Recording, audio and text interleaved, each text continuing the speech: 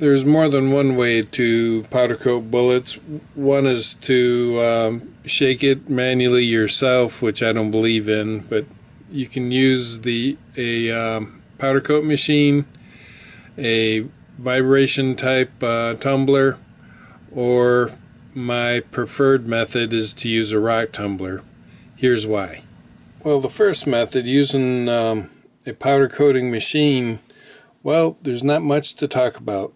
I felt that it took a long time to set up. I couldn't powder coat that many bullets at once. I felt it wasted powder, and it was relatively inexpensive, only being about $60 from Harbor Freight. But the air compressor also cost, I think, another $35. But who doesn't need an air compressor? But I just felt it wasted a lot of powder. And the fact that you definitely have to do it outside made it where I couldn't powder coat in poor weather. And you're going to see the other two methods I was able to do in literally a downpour. I do have some tips and tricks for those of you that are already powder coating using this machine, but I just felt like it was not the best method to powder coat lead cast bullets. But if you do use the tumbler method, when you put that brass in there, don't just put a few lead heads in there, kind of like a buoy suspended in an ocean of powder. You want a lot of lead. You want those bullets to be knocking against each other and tamping that powder into each other. So if you have them separated by powder, they're just going to vibrate in that sea of powder, and you won't get that tamping and that action. But I think if you take your lead bullets and put them in a rock tumbler, I think they will impact each other more. So I'm putting a couple of pounds of 223s in this case. I really think the more brass you put, the more lead you put in a for this type of powder coating, the more lead you have, the better, rather than less. So this is roughly 2 pounds of lead, and I've got Harbor Freight's powder coating red. I'm just going to kind of cover the bullets because I don't want this stuff to get all over the place.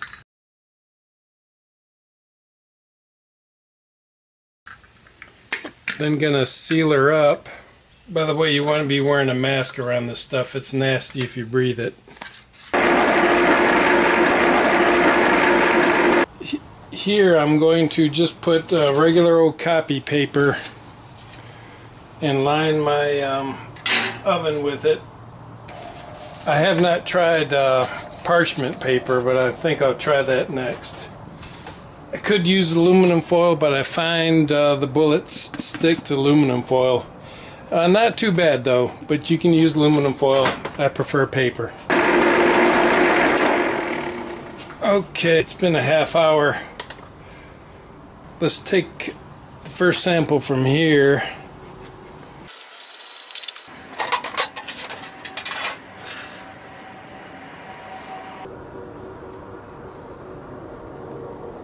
And they're covered, but they're not really thoroughly covered well. Rats. And then I just dropped it. I just dropped it and then knocked all the powder off of it. Dead burn it. Alright. I knew there was a reason why I learned how to use chopsticks, but evidently not very well. The next one is using our rock tumbler. These are well coated, very well coated, and if I drop them, it does lose some of the powder, but I still retain, come here, I still retain a lot of that powder on there even though I accidentally dropped it. So I really believe the rock tumbler works much better.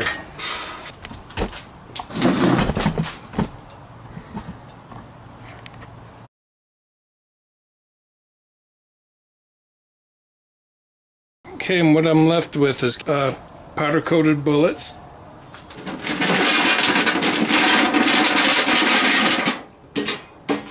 Anyway, let's turn our oven on. Curing temperature is actually 400 degrees. Anyway, let's go ahead and close the lid. They say for 20 minutes. I picked the day of all days to decide to powder coat bullets. Anyway, since I got this lead up to temperature, might as well quench them, right?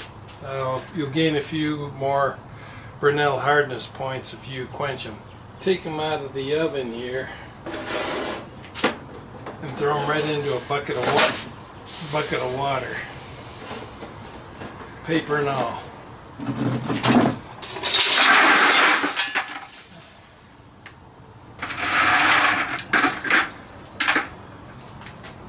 And what we have are really well coated bullets.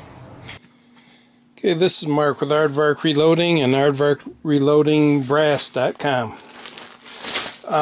We've got several trials from the powder coating that I've done, and we're going to go over each one of these samples very quickly to show you some of the successes and the failures that I found with powder coating. So it essentially received 2 coatings of powder coat. So it does definitely come out more red, so it does do a more thorough job. I don't know if it's worth it, but it does do a better job. 1 coat of vibration, but with lots of lead. This is the vibration method, and if you compare those next to the rock tumbler, the definition of the bullet just seems to be smoother. There, the lube grooves are they're halfway filled up with paint. I guess that doesn't hurt anything, but you got to think about the paints on the nose of that bullet. But did a good job. I just like the rock tumbler better. 1 in the vibrator and 1 in the rock tumbler, and it came out even better. I think that's the best of both worlds, but it's overkill. I would just do 2 coats of, let's say, in the rock tumbler. 3 coats, however, is too much. You're beginning to see again the buildup of paint within the grooves of the driving bands of the lead bullet. This is 3 coats by the vibration method. But preheating your lead to 5 or 10 degrees above the ambient temperature might be something to look at. 1 or both of them by vibration, and they also look pretty good between 1 vibration, 1 rock tumbler. This is 2 vibration. And talking about Taylor Swift red, those are plenty red. They're even more red than the double coat. So triple coat of vibration. This is Mark from aardvarkreloading.com and our new reloading brass door at aardvarkreloadingbrass.com.